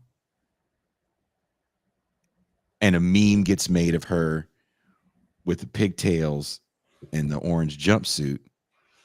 And the meme says she killed her sex trafficker or her sex trafficker boyfriend or something. And she killed the guy that tried to traffic her and blah, blah, blah, blah, blah, which isn't 100% true. But it paints a picture, especially with the pigtails. It doesn't matter the words after that. You saw the pigtails and orange jumpsuit. And she's she's an attractive grown woman. She was a really cute little girl. So that image was like, oh no. But there's a lot of oh no's. You start this story off with an oh no, in my opinion. Whether you do that shit or not, do you need to still be behind bars for 50 fucking years? Yeah. You know what I mean? Absolutely. Yeah. Yeah. And I'm sorry. I feel like I should apologize to the audience. I'm sorry that I couldn't get these calls on today. But I really wanted to talk to Jimmy as well, because he's another one who he's been in there. He was a little older. He was I think 24 when he first went in. But again, now he's in his 50s. You know, he's on death row. Milton's got a life sentence. And, you know, yeah, he's been in more than half of his life, longer than I've been alive, you know. And yeah, also claims he didn't commit the crime, took a plea deal, or sorry, didn't take a plea deal. Everybody else, the 3 other witnesses, were also suspects, and they pled out against him. You know, the murder weapon was not found on his possession. A different guy robbed the same place the day before, and that guy fit the description of the suspect seen fleeing after the killing the next day, but Jimmy does not fit that description, significantly taller. And the only unbiased eyewitness to the shooting, who was with the store clerk when it happened, would not identify Jimmy as the shooter. He was standing less than 10 feet away, and he wouldn't identify Jimmy. And he said the shooter was significantly shorter than Jimmy. Jimmy was shackled throughout the trial. The prosecutor, the assistant prosecutor at the time, his name was Ron Wood. He he'd been doing it for like 13 years or something, and he had multiple cases where he had given a black person the death penalty who killed a white person, but never a case the other way around. And he also violated a court order to not allow racial. There was an order not to allow any references to gang activity or race or racial motivations, and the prosecutor violated that. He you know, part of his case was a handwritten letter that he claims Jimmy wrote in shorts that he claims Jimmy was wearing. And there's a lot of conflicting accounts about this, but about whose shorts those were. But he signs the letter, or addresses the letter to his black African queen, was whoever wrote the letter. And the prosecutor used that as evidence that Davis was evidence to back up a rumor that Davis was, quote, said to hate whites. Awesome. And that would have been not allowed in the trial if Jimmy's court-appointed lawyers had objected to it, but they didn't. They didn't object to a bunch of things that could have been not used, not introduced. So yeah, there are all these, you know, there are all these ways in which it just wasn't a fair trial, you know. And there's no DNA evidence, there's no physical evidence. Like I said, the gun was actually found on the property of one of the other suspects, buried in the property of one of the other suspects. And everybody who testified against, all the other suspects who testified against him, of course, received huge, you know, far reduced sentences for doing so, and they all got less than Jimmy.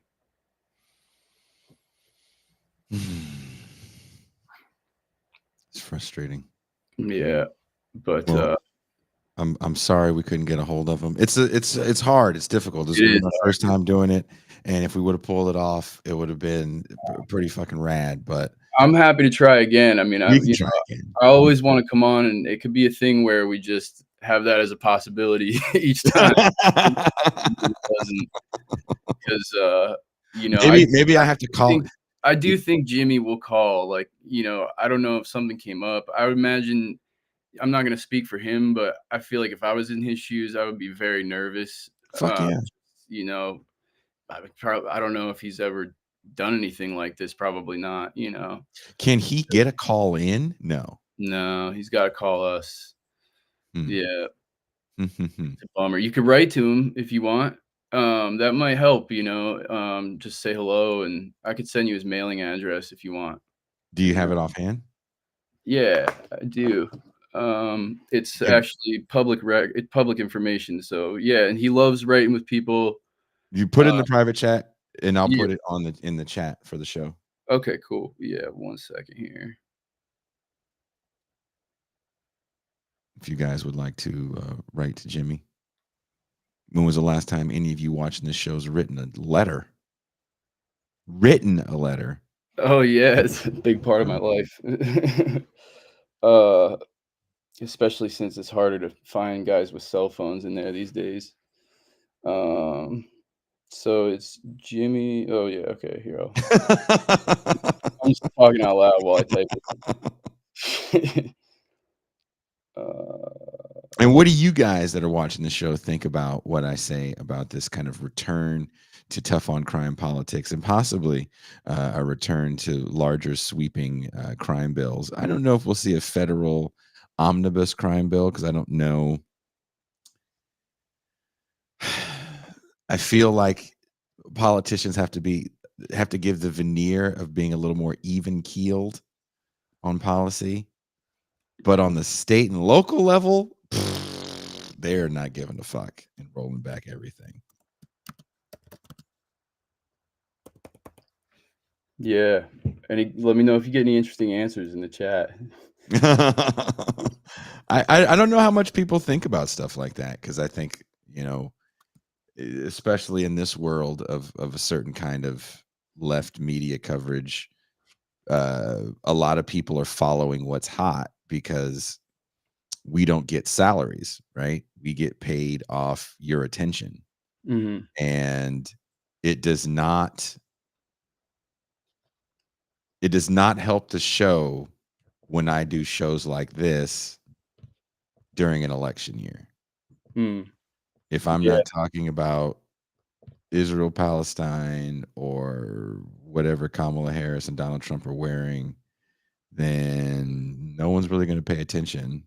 Yep, dude, I published that Milton Jones story the same day that Trump said he hates Taylor Swift. Got buried, dude. They buried Milton again.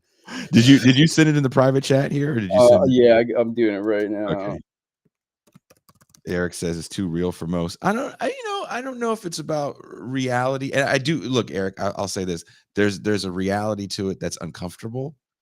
And I think the conversations we have on this show more often than not are like extremely uncomfortable. But a lot of things that we've discussed on this show, especially, you know, a few years ago when we were talking about immigration, those shows didn't get a lot of views. And we were literally talking with immigration lawyers who were like fighting insane cases where people had beat their case for deportation multiple times and were still being held in quote unquote civil detention. I don't know if it's that people feel that they don't have the power to do anything. There's something magical about this election season that if you really think about like why people are so tuned in to different forms of alternative media, number one, I think you don't need to have an extensive knowledge to say you like or hate a politician. It could be a lot about feelings. A lot of this is a celebrity dog and pony show. So we all love celebrity dog and pony show. I fucking do, right? I'm invested in this puffy baby oil bullshit. Also, I will say it Mhm. is super depressing. You know, I Yeah. get that. You know, and I feel like people don't think there's a lot they can do, and I get that too. I will say though, like, you know, I've known Jimmy for 15 years now. Damn. You know, he calls me multiple times a week. And he's really a joy to talk to, you know. He kind of lives like a monk, you know. He wakes up super early and prays and reads, writes letters, You know, I imagine most days the first hours of his day are the quietest, although it's never quiet in there, you know. But and he's a very sweet guy, you know. He loves to laugh and joke around, and that's in some ways it makes it a lot harder, you know, because he's such a sweet guy. Same with Milton too. I can send the address for Milton as well. Um, but they're really both of them really a pleasure to talk to and know. You know, sometimes I feel like Jimmy's my best friend, certainly probably my oldest friend. Mhm. Yeah, it's Very some positive attitudes too. Sometimes better I mean, attitudes than I have out here in the free world. you gotta have a positive attitude to survive inside. When your freedom is taken away, you're either gonna let the anger, you know, eat you up, and that's not gonna work out well for you. It's not gonna work out well for you. Um, so it's I live in a place where I get the double punishment. Mm, So I live in a place where people get dropped off. mm, If you committed a crime, if your parents took you against your will, and this is that no one ever says this about, you know, people that get deported. Most people that went to the States, they didn't have a choice in the matter. They were little kids, and their parents were like, this is where we're gonna go. This is where the work is, whatever. And bitch, you're gonna live here. You don't have to say so in this. yeah. If you did get a green card and you committed a big time crime, you got the boot. That's the other thing with Milton too, is like even if he did do it, there's so many things about his life at that time that were just chaos. He ended up, you know, I mean, it's Milton's mother was a child prostitute. She had him at the same age that he ended up getting arrested and for this crime and going to prison. So she was 15 when she had him. And you know, her life was really hard. Um she was abused by multiple partners when he was growing up, and the last time he was staying in Connecticut, and there was a guy beating up his mom, and he felt like this is the last time, like I can't take this anymore, and he went out and somehow got himself a gun and came back to where he was staying, but he wanted to shoot the guy who beat up his mom, and he got scared. He couldn't go through with it, and so he just ran away. And he ended up back in Alabama, which is where he grew up. And and and that's precisely when he ended up getting accused of this crime. Um, and it's just such another heartbreaking aspect of this is like um there were a lot of things going on leading up to that day that he was arrested that were completely outside of his control. And you know, yeah, it's yeah, you're right. It's just I feel like it's really hard when we Yeah. go after children that way. We blame children in the same way. Blame them the same way. Um, and you know, when you live where there's the double punishment of people that like they serve their time, you know, 20, 30 years, doesn't matter. And then you get booted to a place that you don't know. Didn't Mm, grow up here. You're literally not from this area. You don't have family in this area. And it's like, you'll figure it out, bitch. yeah. It's like, Yeah. damn. Um, Also, like he could have just killed that guy that day, you know? mhm. But he didn't, you know, he ran away and then he ended up in this situation anyways, like Because he's a child, yeah, right? That's what yeah, children do. They get yeah, scared and they exactly. run. You know, that's another heartbreaking thing about interviewing with him is like, you know, his mom wasn't there at the trial. She wasn't in the state and he didn't know his dad, he didn't have any legal guardians or anything.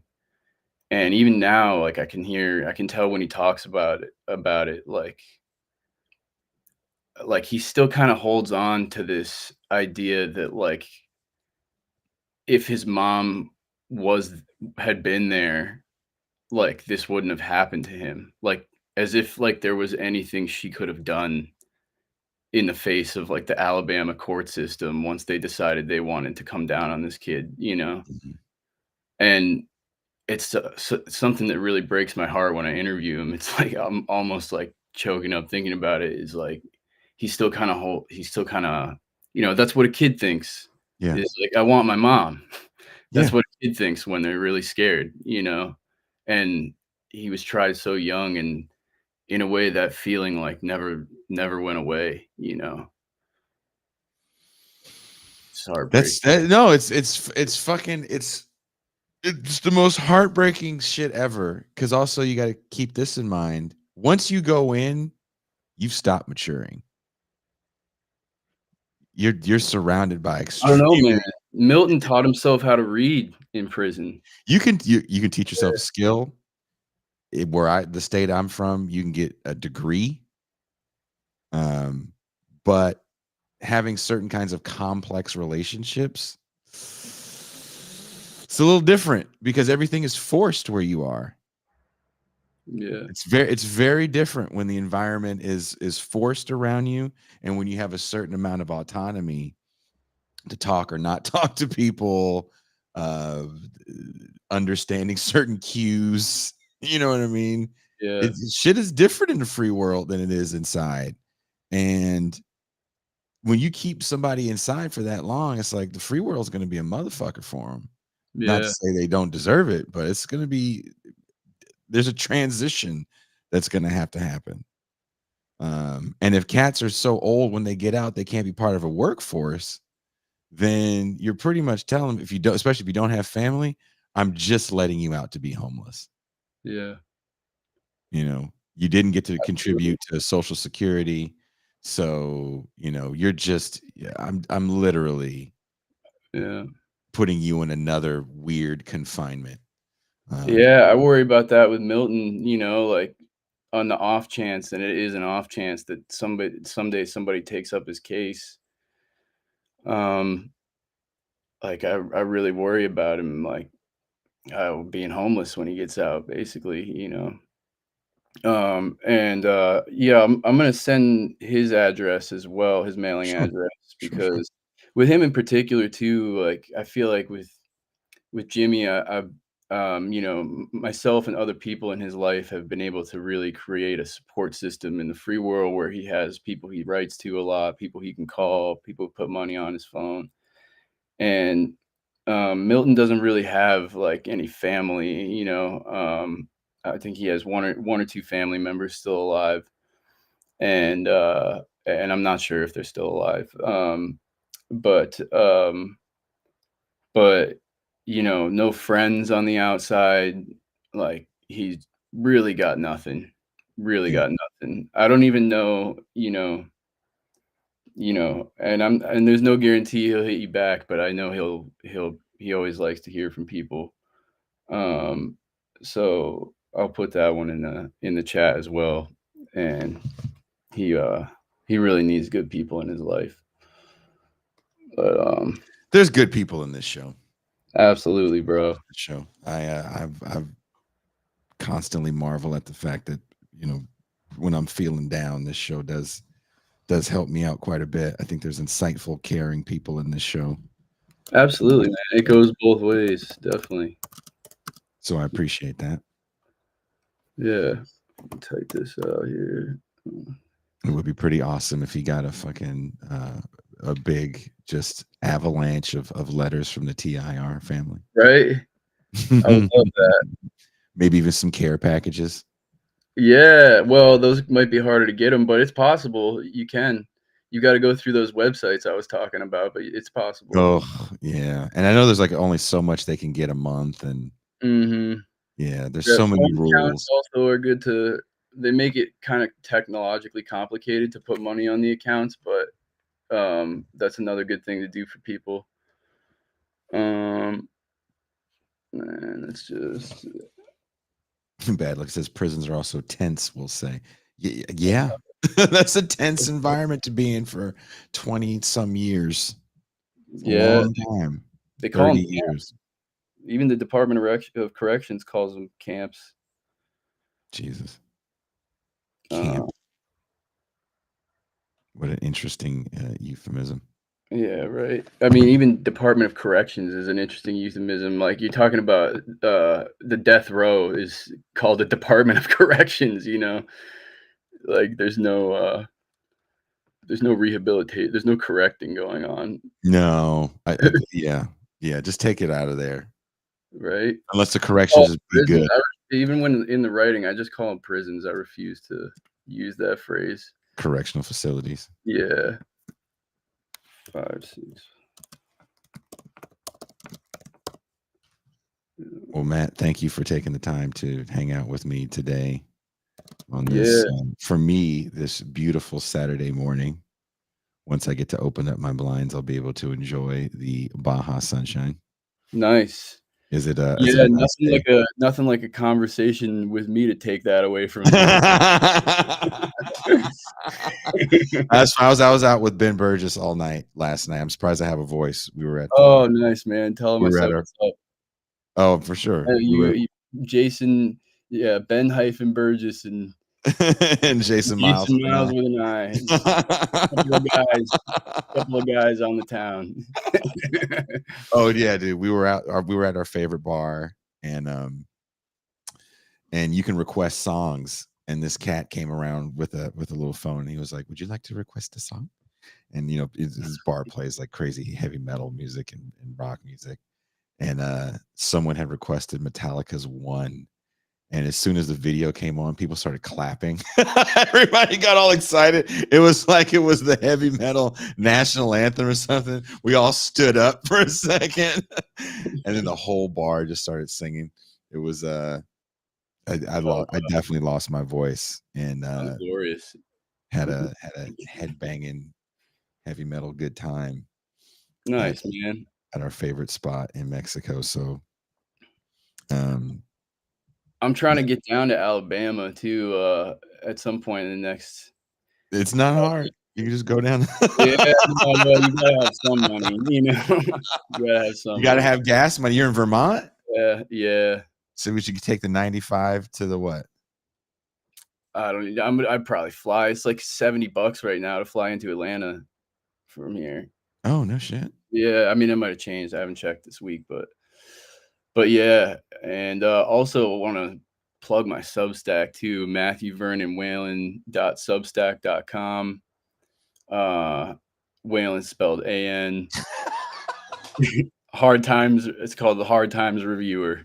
I thought I put a link in the description to the show. If not, there's definitely going to be a link in the comments. There should be a link in the description. Oh, I didn't check. Yeah, and also if you want to become a paid subscriber, it's $8 a month, which, as I learned on the last show, same cost as one load of laundry for Jason Miles. Yeah. So I need 2 paid subscribers because I'm taking half. So we can get Jason's laundry done. I got to go pick up my laundry, dude. Yeah. There you go. So busy. I was so busy rock and rolling all. I was so busy rock and rolling all night. Yeah, perfect. Fucking left my laundry at the laundry place. I'll get it later. Yeah, dude. Yeah, you gotta find a way to come out here and rock and roll all night with us, dude. I would love that, man. Yeah, could I crash with you guys? Yeah, I actually have an extra bedroom. Oh, sick, dude. Yeah, that'd be great. Mm-hmm. That'd be awesome, man. There must be some apartment building. You got you, Ben. You got any other young radical revolutionary? No, we live in like a retirement area. Oh, okay. All right. Hey, Ben lives 2 buildings down from me. He lives. You guys are the life of the party around there. Yeah, it's funny. Funny when we get invited to the monthly get together. There's a monthly get together that the people that own property here have, and they've been inviting Ben and I.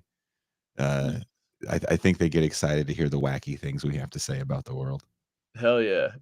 Awesome, man. Yeah. But no, it's a great, if you come out here, you'll trip out on the way it looks, because there's like, we live off a dirt road and shit. But nice, dude. Oh man, maybe after I hit Alabama, I'll just keep going. Just keep going west on your journey. Yeah, that'd be awesome, man. You should just get a motorcycle. I gotta then get and my do it. passport going. Yeah. Because you're American, you don't need one. Thanks, imperialism. What? You don't need a passport to go to Mexico anymore? If you fly in, you do. If you drive in, not really. Oh shit. Okay. It is to the discretion of What about coming back in? Yeah, it's to the discretion of the guards, and it's not like they're going to be like, "There's no passport. You're a Mexican, aren't you?" Yeah. They're not really going to give that much of a shit. I thought it was a big deal. I still get nervous whenever I go up there. Yeah. Huh. All right. Well, that's good to know. Because they start And now asking. I don't have to pay for a place to stay or a passport. We're cutting down on the cost already. By the end of this conversation, I might have enough money to leave right now. I got 12 new subscribers going to Mexico. Yeah, going to Mexico with my laundry. Oh shit. Well, thank you, Matthew. Thank you, bro. And I'm excited to come back soon. We'll try this again. We'll figure it out, man. It's very hard. I wish I had the power to just make a phone call. Yeah. But again, we have to be patient with these things. And as you said, it's probably not the easiest thing to be like, "Hey, I'm finna go on this podcast and talk about how much pieces of Absolutely, shit." man. Who knows, man? He might maybe, yeah, who knows? Sometimes they shut people's counts down too. I mean, so who knows, you know? But yeah, I will. But yeah, I'll shoot you a text and I'll let you know where we're at with everything. All right. Yeah, man. Great talking with you. Thanks so much for having me. Thanks, Matthew. His name is Matthew Whalen. Whether you're watching or listening to the show, there's going to be links in the description to his Substack. My name is Jason Miles. It's Saturday. You guys have a very wonderful day. I am out.